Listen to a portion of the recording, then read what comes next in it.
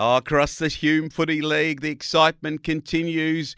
And it is exciting for the Lockhart people because they are still a little sniff of making the finals. We'll explain just how that could unfold. Phil Bouffler, who is the legend and the president of the Footy League, he joins me now. G'day, Phil. How are you? Good morning, Wayne. Live from Melbourne today, so just driving up Lygon Street as we speak. You in one of those cafes again, coffeeing yourself? No, not at all. I'm just about to take my granddaughter off to a little cafe for a baby chino. Oh, isn't that beautiful? Well, I'll tell you what. Holy. Oh, that's beautiful to hear. Hey, look, Phil, this is a very interesting conundrum. That we'll look at it before we start looking at last week's results. As a result of those results, Lockhart, who next week play Brock Burham, this week they get Calcan, and also Brock Burham get Holbrook. If Brock Burham lose to Holbrook and Lockhart beat Calcan, then next week they have the side that they could take sixth place off of because they have a better percentage.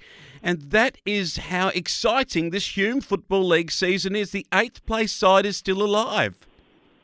That's the point, Wayne. There's been some great footy all year, and it's just, right to the wire. So I think it's a fascinating thing. So, as I said, each side on their merit will get there or they'll fall on their sword. So it's interesting to see how it's all going to unfold. So every week I say the same thing. So this week will determine a few more issues, and this week it's going to do it again. Well, Brock Burham met Osborne last week. They had not really any challenge to the mighty Tigers, 13-12, 90 to 4-8, 32 at Burham Buddock. A very good win by Osborne, and it puts Brock Burham under pressure now to make that top six.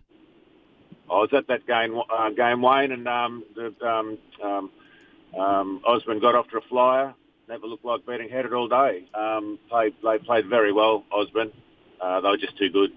Bailey McAllister was instrumental in their win. He booted three and was best on ground. Macaulay Armstrong also added 3 goals. They had this Matt McGorry, very, very good. Livingston and Douglas and Barr all played their role, and O'Connell also every week is in the better players. Darcy Ianson was a hard try for his side. But the Murray Magpies, this was the result that just about shocked the whole league. Calcan, after a magnificent win the week before, nearly went down to the bottom side. What a performance by the Magpies. 9-11-65. They got headed in the end by Calcan 10-10-70. What a great performance by the young Magpie side.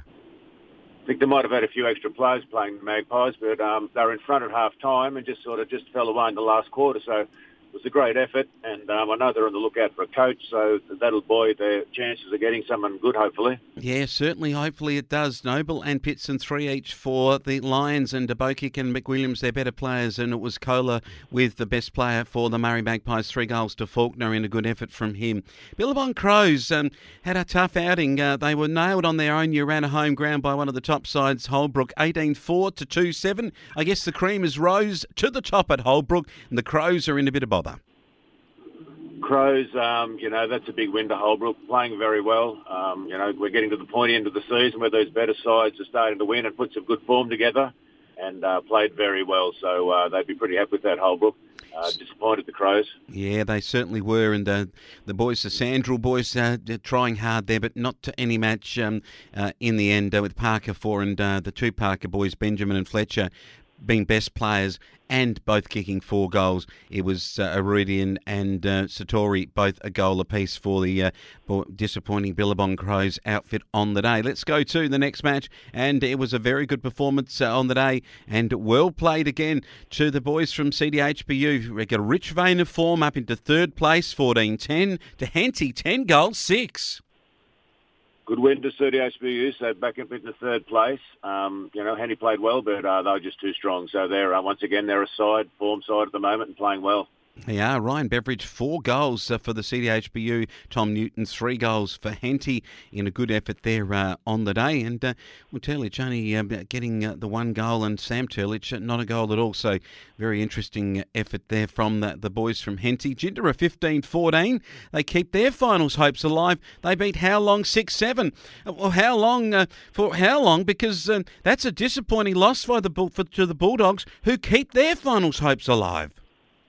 Oh, unbelievable, really. So, it's a case of what if sometimes. There's a couple of games that Gindera let slip, probably the Lockhart game, they'll rue that. But, these are the games that haunt you. They come back to haunt you during the season. That's the point about all that.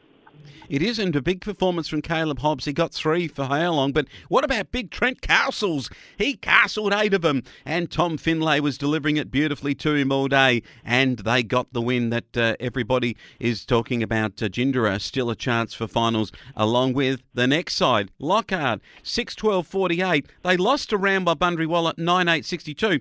They probably should have won it. Had they won it, I reckon they were shoo-in to play finals. They still have their hopes, and they still can make it if the other scores go their way. But a good win by the Giants.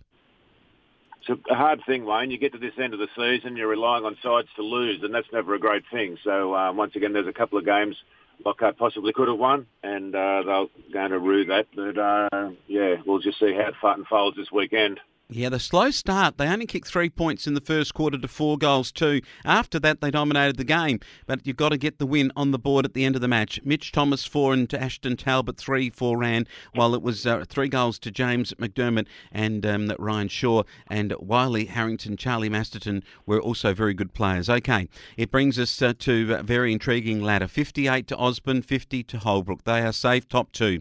CDHBU 40, How Long 36, Rambo Bundrywalla 36, and Brock Burham 32. Gindera 28, but they are 12% behind Brock.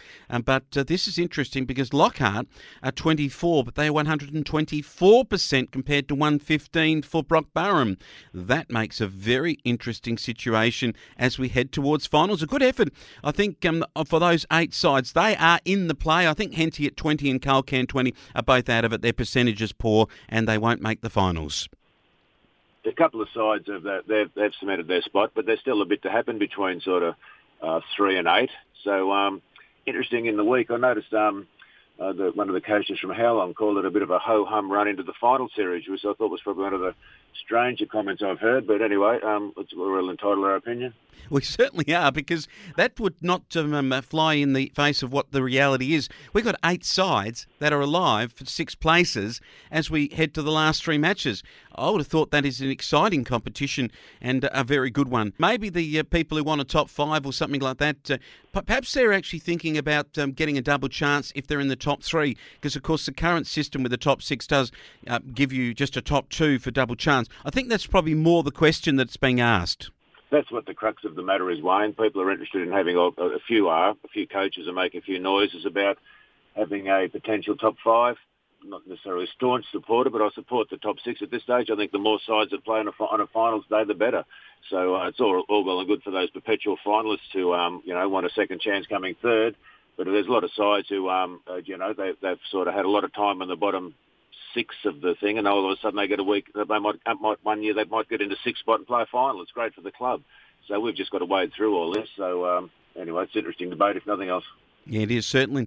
How Long play Billabong Crows? I think they'll put them away pretty early down there at Spider Park. They'll be too strong. How Long down at home. Good ground, good facilities, good side. And Billabong Crows, maybe with their big goal-kicking forward out last week, I think they could probably be struggling now. Osborne and Gindera. I don't think Gindera can beat Osborne. I guess anybody can beat anybody on a day, but we saw that with the Murray Magpies and Culcan nearly getting there last week. But I don't think Gindera will get there, and it probably will seal their fate for the season. I think you're right, Wayne. They played well last week. I tipped the BB Saints to beat Osborne last week, but that was never going to happen. So I think Osborne will be far too strong. Yeah, they got their mojo back after the shock loss to Holbrook. They don't like losing home and away matches out there at Canola Park, so I reckon they are going to be a shoo-in here. But Gindera with Castles, he could just be a very dangerous player, kicking 8 last week. Culcan play Lockhart. It is an important match for Lockhart. That's the equation in one sentence. Lockhart has to win this game if they want to play finals, and depending on another result or two, so they would be trying. Culcan have played well. I saw them a few weeks ago and they had a good win against the Giants, so there's certainly no easy beat. So this will be a good game, but at home, Lockhart. Yeah, the coach has been in good form for them for this very good Lockhart side. I thought last week was probably the key to their season, and not getting that win when I think it was desperation for them to get it, to have that hope of finals footy, probably has been the difference. But no doubt about it, they've brought a really good side on the park, and Tom Keogh is doing a really good job with them this year, and there's a lot to be gained by that side this year through a pretty good season. We'll follow that with interest as they can get up. I think they can beat Culcan at the showground ground's in a great match. Ranwell Bundry-Waller play an arch rival in Henty at Ran. This will be a beauty. I think that the Giants get home here, but Henty are just surprising here and there, and maybe can put one more good effort on the park. Could do, Wayne. Once again, the Giants, it's the destiny's in their own hands, so they don't need to win this game, but there's always a side or two on the bottom who likes to put the poke into the wheels, so they'll be out there trying to win this game, Henty, but once again, at home, at Rand, I think the Giants will be too strong. And the Holbrook-Brock-Burham game could be a prelude to maybe a prelim final later in the finals round, so both sides will want to get bragging rights. They'll want to get bragging rights. I just think Holbrook at the stage, they were disappointing last week, the BB Saints, and I just think Holbrook are playing very good, solid football. They've had some good wins, especially the one against Osmond, and I just think, they got a fair bit of form heading into the final series. They're up and about, and I think Holbrook will be too strong. Yeah, certainly agree with you, and CDHPU should beat the Murray Magpies at Careen to shore up the best of the sides outside the top two in the competition. That's what I'm thinking, Wayne, so a good win to them. Yeah, very big win. I think goal kicking practice for some of them. I think the boys from Murray Magpies put in a great effort last week with a few extra players in, but CDHB will have their measure this week. Well, I'll let you get back to that latte with, a baby chino with the little one, and I'll look forward to talking to you next week, Phil. I've got to remember, Wayne, she doesn't like the sprinkles, so I've got to tell her to put the chocolate on, but no sprinkles. It's very important. How do you get chocolate with no sprinkles on your coffee? Phil Bouffler, you're about to find out. Hundreds and thousands of sprinkles at this cafe we go to. They put them on there, so she'll sit there for 5 minutes with her little finger just picking the one out one at a time. She's the few kids I know that doesn't like sprinkles, so anyway, it's quite funny. Oh, I love it. Hundreds and thousands. I was actually at a one-year-old birthday party for a family member, Phil, and they had fairy bread or hundreds and thousands bread, and I've got to tell you, I had some of it, and it wasn't too bad. Remembered some childhood memories from that. Was never a fan of them, Wayne, to be honest. I just going to stick it that way. I don't like hundreds of thousands. Oh, lovely stuff. Phil Bouffler will talk next week on Hume Footy. Good on you, mate. Thank you. Bye.